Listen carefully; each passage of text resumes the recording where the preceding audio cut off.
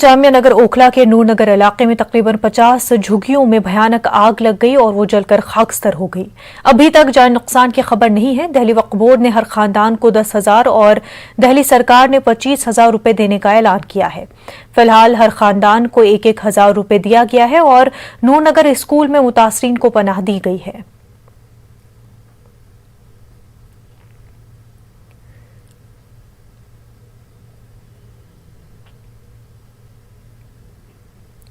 रमजानुल मुबारक का पाक महीना शुरू हो चुका है। आज मुल्क भर में फर्जंदान तौहीद ने पहला रोजा रखा है। कोरोना वबा के दौरान रोजेदार कोविड गाइडलाइंस पर अमलावरी भी कर रहे हैं।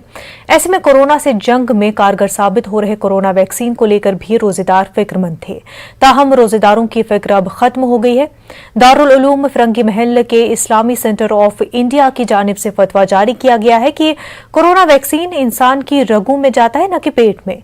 ऐसे में वैक्सीन लगवाने से रोजा नहीं टूटेगा। साथ ही फिरंगी महल ने कहा कि मुसलमानों को रोजे की वजह से कोरोना टीका लगवाने में ताखीर नहीं करनी चाहिए। मध्य प्रदेश के भोपाल बाशिंदे अब्दुल रशीद किदवई ने सवाल किया था कि उन्होंने कोरोना वबा से बचाव के लिए हाल में कोरोना वैक्सीन की पहली खुराक ली है। दूसरी खुराक के लिए जो वक्त दिया गया है वो रमजान के महीने में पड़ रहा है। ऐसे में वो जानना चाहते थे कि क्या रोजे की हालत में कोरोना वैक्सीन की खुराक ली जा सकती है। इसी सवाल का जवाब देते हुए दारुल उलूम फिरंगी महल के इस्लामी सेंटर ऑफ इंडिया की जानिब से फतवा जारी किया गया है। उसमें साफ तौर पर कहा गया है कि रोजे की हालत में कोरोना वैक्सीन लेने से रोजा नहीं टूटेगा, इसलिए बेफिक्र हो। कोरोना वायरस से बचने के लिए वैक्सीन जरूर लगवाएं। इस फतवे पर इस्लामिक सेंटर ऑफ इंडिया के सरबराह मौलाना खालिद रशीद फिरंगी समेत कई उलमा ने दस्तखत किए हैं। रमजान का मुबारक महीना शुरू हो चुका है और वैक्सीन को लेकर के लोगों के जहनों में तरह तरह के ख्यालात आ रहे हैं। इस सिलसिले में भोपाल के रशीद किदवई साहब ने एक सवाल दारुल उफ्ता फिरंगी महल लखनऊ से किया कि क्या रोजे की हालत में वैक्सीनेशन करा सकते हैं। तो दारुल उफ्ता फिरंगी महल की तरफ से फतवा दिया गया है कि रोजे की हालत में भी वैक्सीनेशन कराया जा सकता है, इससे रोजा नहीं टूटेगा। और जाहिर सी बात है, जो कि केसेज इतनी बड़ी तादाद में फैल रहे हैं, लिहाजा मेरी सभी से यही अपील है कि वैक्सीनेशन जल्द से जल्द अपना और अपने घर वालों को जरूर से जरूर करवाएं, जिससे कि इस खतरनाक बीमारी से महफूज रहा जा सके। लॉकडाउन के मनफी असरात जाहिर होने लगे हैं। पुलिस के साथ झड़प में एक शख्स की जान चली गई। ये वाकया औरंगाबाद के उस्मानपुरा इलाके में पेश आया है, जिसके बाद हालात कशीदा हो गए। मुश्तइल हुजूम ने पुलिस स्टेशन का घेराव किया। MP इम्तियाज जलील की मुदाखलत से हालात को काबू में किया गया। पुलिस कमिश्नर ने इस पूरे मामले की क्राइम ब्रांच से जांच का यकीन दिलाया है। पेश रिपोर्ट।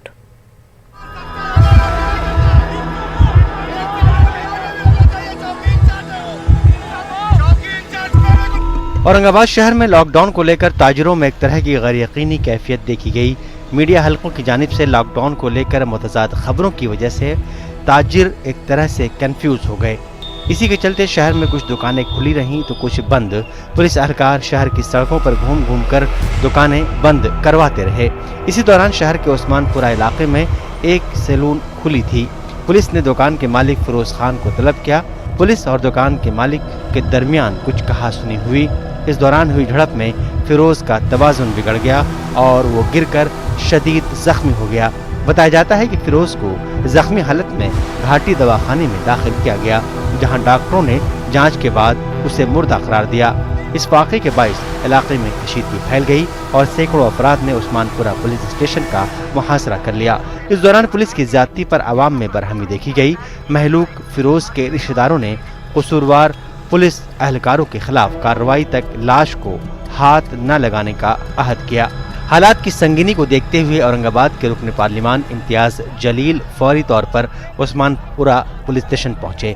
नौजवानों और मुतासरीन से बातचीत की, उनकी बात सुनी, साथ ही पुलिस कमिश्नर से भी बातचीत की और हुजूम को यकीन दिलाया कि महलूक को इंसाफ दिलाने में कोई कमी नहीं की जाएगी। इस मौके पर पुलिस कमिश्नर निखिल गुप्ता भी वहां मौजूद थे। निखिल गुप्ता ने महलूक के रिश्तेदारों के साथ ताज़ियत की और कहा कि पूरे मामले की जांच क्राइम ब्रांच के आला अफसरान की निगरानी में होगी और कसूरवार पुलिस सब इंस्पेक्टर और उसके मुआवनीन को फौरी तबादला कर दिया गया है और जल्द ही उनके खिलाफ कानूनी कार्रवाई भी की जाएगी।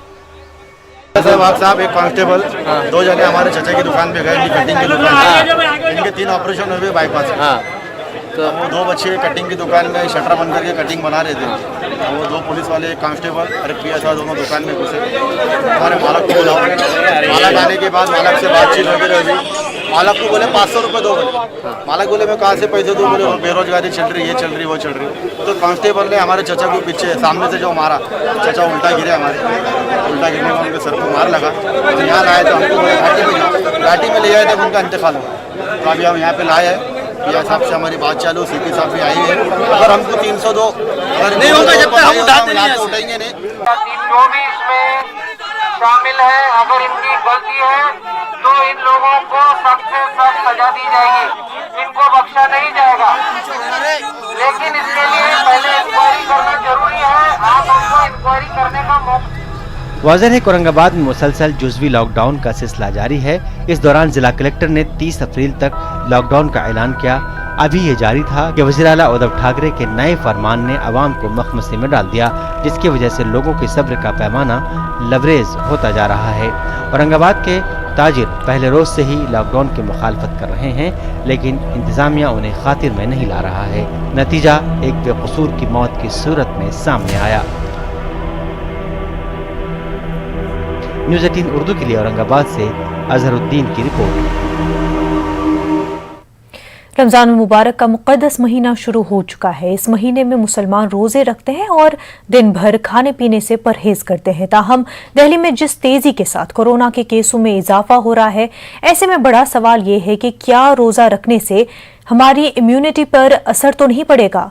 राम मनोहर लोहिया अस्पताल के सीनियर डॉक्टर राजीव वसूद का कहना है कि अगर सही तरीके से रोजा रखा जाए तो उससे फायदा होता है।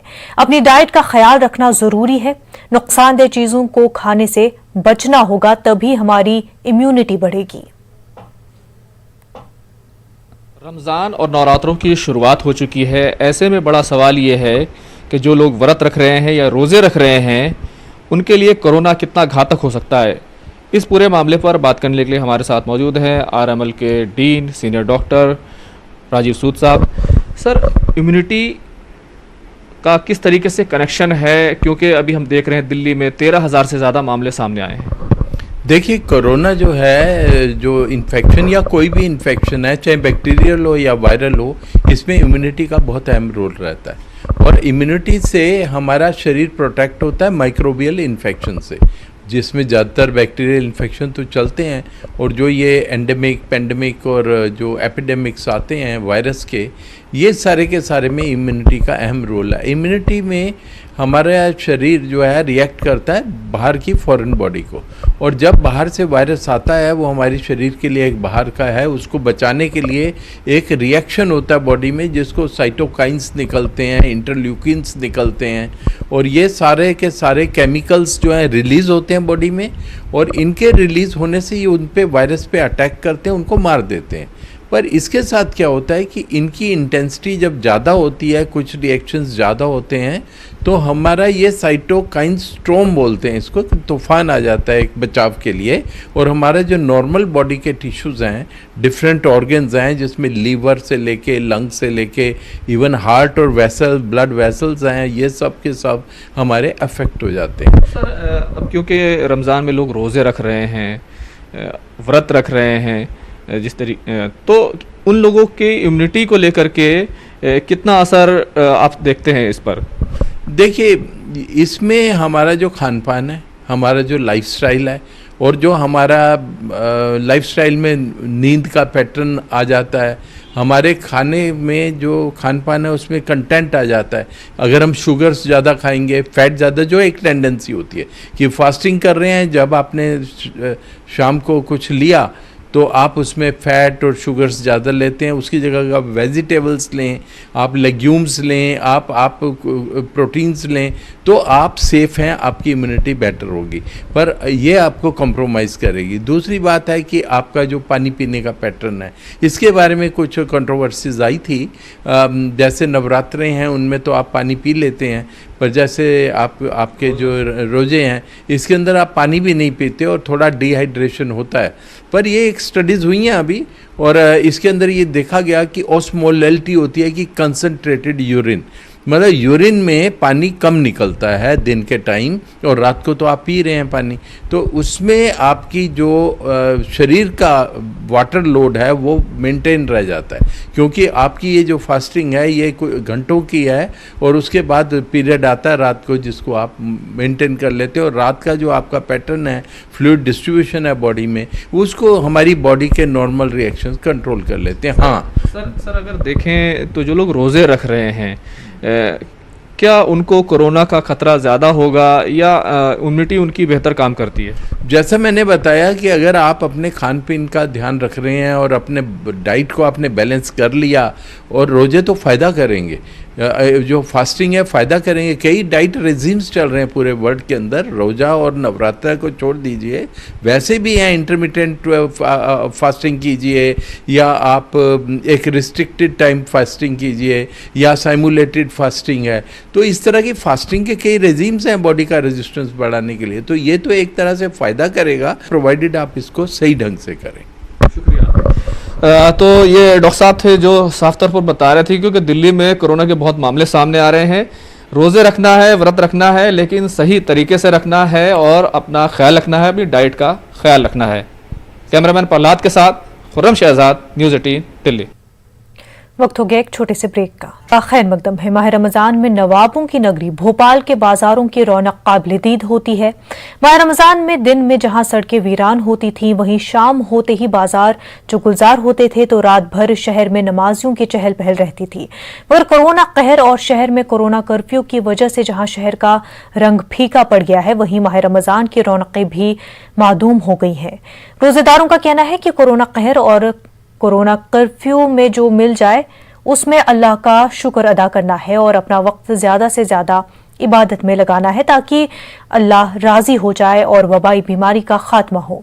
हमारे नुमाइंदे मेहताब आलम ने कोरोना कहर और कोरोना कर्फ्यू में मादूम बाजार की रौनक पर रोजेदारों से खास बातचीत की। भोपाल नवाबों की नगरी, झीलों और तालाबों का शहर, और जहाँ पर मसाजिद का शहर कहा जाता है, और माह रमज़ान की जब आमद होती थी तो यहाँ पर शाबान के महीने से तैयारियाँ शुरू हो जाती थी। जिस जगह पर हम खड़े, आम दिनों पर यहाँ पर इतनी भीड़ होती थी कि रास्ता चलना मुश्किल हो जाता था, लेकिन कोरोना कहर और फिर जो है कोरोना कर्फ्यू की वजह से हम देख रहे हैं कि चारों तरफ हुकूमत की ने जो है बैरिकेडिंग कर रखी है, तमाम इंतजाम किया गया है। यहाँ पर आइए कुछ लोग जो अपनी ज़रूरत के लिए निकले हुए उनसे जानते हैं कि क्या भोपाल में इस तरह के भी माह रमज़ान में दिन देखे थे? ऐसे दिन ना ही कभी देखे थे और ना ही हमारे गुमान में थे कि ये दिन हमको देखने को मिलेंगे। अभी ये है कि इफ्तारी के लिए, सहरे के लिए जो मिल जाए उसी से गुजारा करने की सोच रहे हैं। कई चीज़ें, कई नियामतें जो हर साल मिलती थी, सोचते थे इस बार ही मिल जाएं, मगर जो चीज़ें भी मिल रही हैं उसी से गुजारा हो रहा है। जो चीज़ें मिल जाए उसी पे गुजारा करेंगे। कुछ और लोग जो है यहाँ पर ज़रूरत ज़िंदगी के लिए अपनी इधर उधर निकले हैं, उनसे तलाश करते हैं, पूछते हैं कि आखिर वो लोग जो है जो यहाँ पर टहल रहे हैं उनसे जो है। आपका नाम? मेरा नाम अब्दुल शकील। अब्दुल से क्या रमज़ान में ऐसा भी वक्त कभी देखा था? नहीं, कभी सोचा भी नहीं था हमने कि ऐसा टाइम आएगा। अब रमज़ान शुरू हो गए हैं, शाम का वक्त जहाँ पे इतनी भीड़ हुआ करती थी, कोई अब ये देखने बिल्कुल सन्नाटा है, बैरिकेटिंग है, तो कैसा लग रहा है?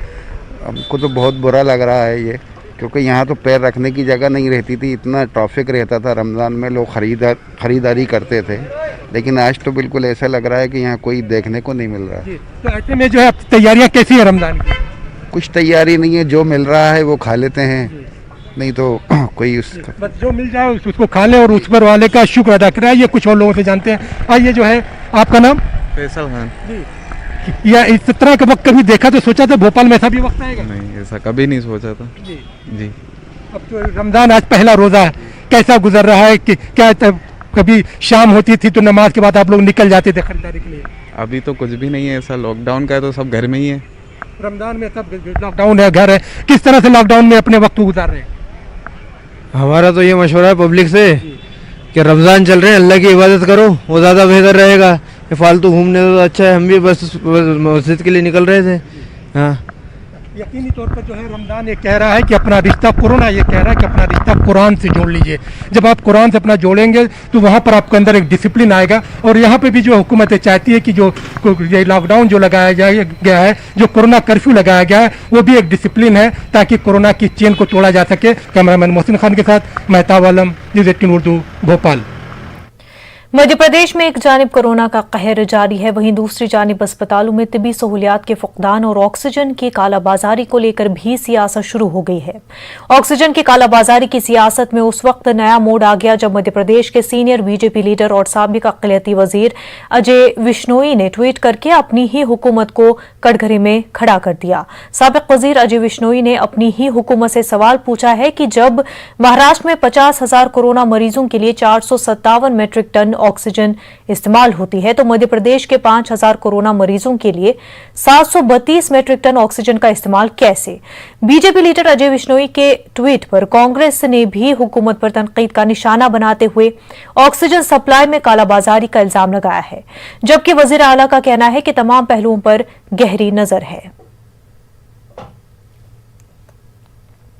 मैं दिल्ली लगातार संपर्क में हूं। माननीय प्रधानमंत्री जी, गृह मंत्री जी, पीयूष गोयल जी, धर्मेंद्र प्रधान जी, सबसे मैं लगातार बात कर रहा हूं ताकि ऑक्सीजन की उपलब्धता बढ़ती रहे, क्योंकि टैंकर से हमारे यहाँ ऑक्सीजन आती है दूसरे राज्यों से, और रास्ते में ऐसी स्थिति भी बन जाती है कि आने में देर लगती है तो उनको एम्बुलेंस जैसी इमरजेंसी सेवा घोषित कर दिया गया है और पुलिस के संरक्षण में टैंकर चलें और समय पे आ पाएं,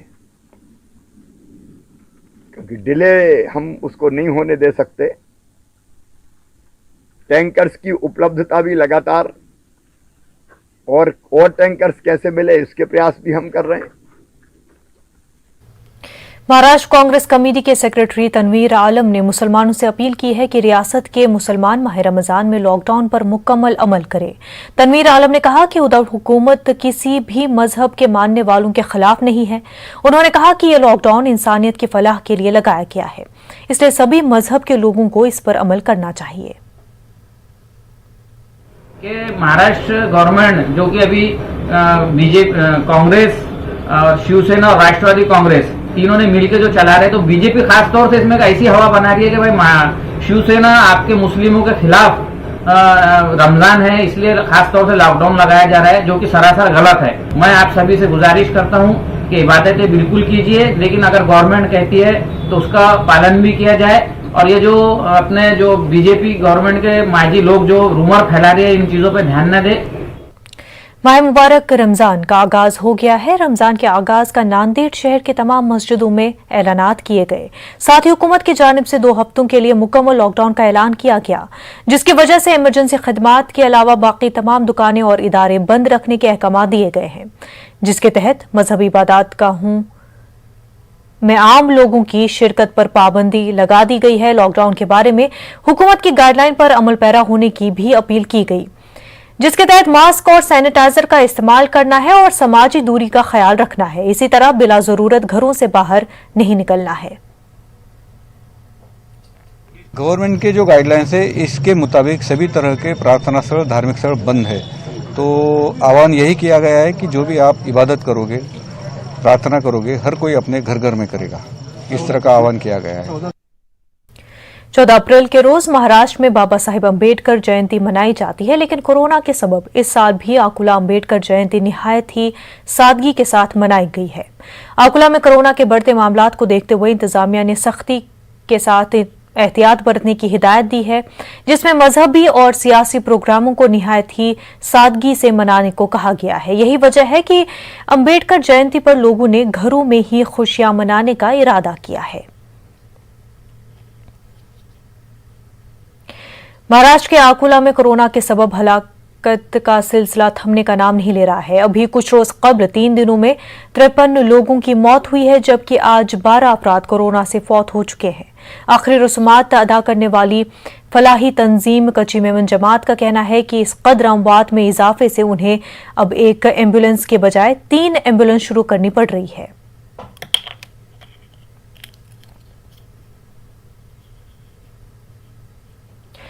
महाराष्ट्र हुकूमत की जारी करदा रमजान गाइडलाइंस से उलमाए किराम मुतमईन नहीं नजर आ रहे हैं। उलमाए किराम और अकाबरीन ने रमजानुल मुबारक में हुकूमत से कर्फ्यू में रियायत की मांग की थी, लेकिन रियायत तो दरकिनार मजीद सख्ती हिस्से में आई है। उलमा का कहना है कि सिर्फ मजहबी मकामात पर ही सारी बंदिशें क्यों, जबकि जिंदगी की दूसरी सरगर्मियां अपने तरीके से अंजाम पा रही हैं। हमारे नुमाइंदे अजहरुद्दीन ने इमारत शरिया मराठवाड़ा के नायब अमीर मौलाना अब्दुल रशीद मदनी से बातचीत की। महाराष्ट्र गवर्नमेंट की वजारत दाखिला ने रमज़ान गाइडलाइंस जारी की है। इन गाइडलाइंस के तहत अब इबादत गाहों में इबादत पर एक सवालिया निशान लग गया है। हमारे साथ इमारत शरिया मराठवाड़ा के नायब अमीर मौलाना अब्दुल रशीद मदनी साहब है। उनसे जानने की कोशिश करते हैं किस तरह से इन हालात का मुकाबला होगा। जी मौलाना, अब मसाजिद पर पाबंदी है, फिर जिस तरह की मसाजिद में इबादतों के सिलसिले में, नमाज़ों के बारे में या नमाज तरावी के सिलसिले में जितने अफराद मस्जिद में होते हैं, मैं समझता हूँ कि तकरीबन शायद इतने ही अफराद बसों में भी होते होंगे और तकरीबन करीब इससे ज़्यादा अफराद ट्रेन की किसी एक बोगी में भी होते होंगे। और इसी तरह बाज़ार और दूसरे और भी जहाँ कुछ ऐसे मौक़े हैं जहाँ लोगों की तादाद होती है, तो वहाँ पर तो हमारी हुकूमत की जानिब से कभी कोई ऐसा मसला नहीं पेश आता है। लेकिन जहाँ नमाज की बात आती है, मस्जिद की बात आती है, इबादत की बात आती है, भले वो मस्जिद हो या मंदिर हो या गुरुद्वारा हो, हम बात इबादत गाह की कर रहे हैं, तो यहाँ पर फ़ौरन भीड़ से और खौफ और डर, और जबकि ये समझना चाहिए हुकूमत की सतह पर काम करने वाले ज़िम्मेदारान को भी कि वो भी बहरहाल किसी न किसी मालिक को मानते हैं। वज़ीर-ए-आज़म की आत्मनिर्भर भारत की अपील मुल्क की मईशत के एक अहम मोड़ पर आ गई है। ITC की पेशकश और नेटवर्क 18 की पहल इस खास सीरीज स्वाभिमान भारत में हम आपके लिए मुल्क भर से ऐसी कहानियां लेकर आते हैं जो खुद इन्हिसारी की बेहतरीन मिसाल पेश करती है। आज की कहानी उन सुरीली आवाज़ों के बारे में है जो जदीद हिंदुस्तानी मौसीकी को मुल्क की संस्कृत का एक खास हिस्सा बनाती है।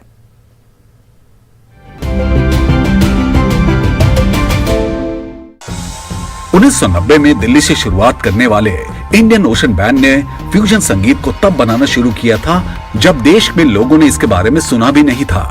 रॉक और फ्यूजन म्यूजिक को भारत के पारंपरिक संगीत के साथ मिलाकर एक सुंदर फ्यूजन म्यूजिक बनाने वाला ये पहला बैंड था।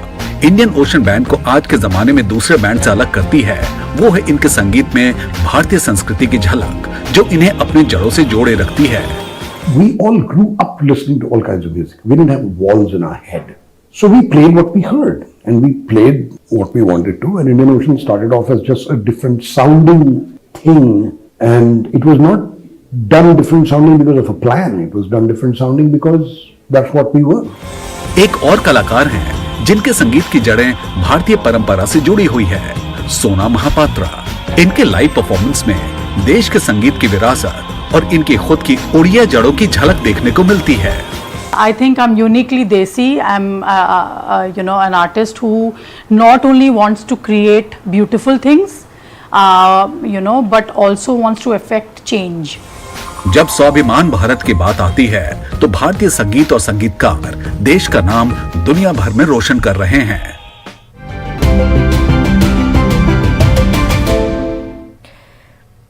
हिंदुस्तान से ऐसी ही कामयाब कहानियां देखने के लिए बने रहिए नेटवर्क 18 की खास पहल ITC प्रेजेंट स्वाभिमान भारत के साथ। खास बात इंडिया में फिलहाल इतना ही। हमें दीजिए इजाजत। आदाब।